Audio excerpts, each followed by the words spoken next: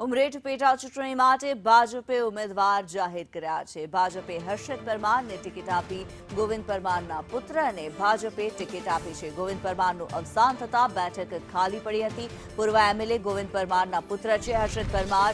ઉમરેઠ બેઠક પર 23 એપ્રિલે મતદાન યોજાશે। કશ્યપ જોશી વધુ વિગતો જણાવી રહ્યા છે। કશ્યપ, પૂર્વ એમએલએ ગોવિંદ પરમારના નિધન બાદ હવે તેમના પુત્રને ઉમેદવાર બનાવવામાં આવ્યા છે।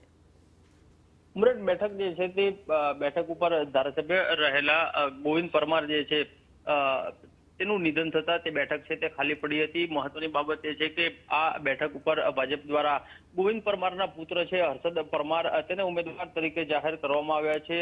હાલ જે સમીકરણો જાતિગત સમીકરણો આ બેઠકના છે, ક્ષત્રિય મતદારો જે છે તે આ બેઠક ઉપર પ્રભાવિત મતદારો છે અને એક માહોલ જે પ્રમાણે ગોવિંદ પરમારના નિધનથી સર્જાયો હતો અને તેને લઈ અને આ હર્ષદ પરમાર છે તેને ઉમેદવાર તરીકે પસંદ કરવામાં આવ્યા છે। ગઈકાલે જ ભાજપ દ્વારા આ બેઠકના પ્રભારી અને ઇન્ચાર્જની જાહેરાત કરી હતી અને આજે ઉમેદવારની જાહેરાત જે છે તે ભાજપ દ્વારા કરવામાં આવી છે। જી ધન્યવાદ કશ્યપ આ માહિતી માટે।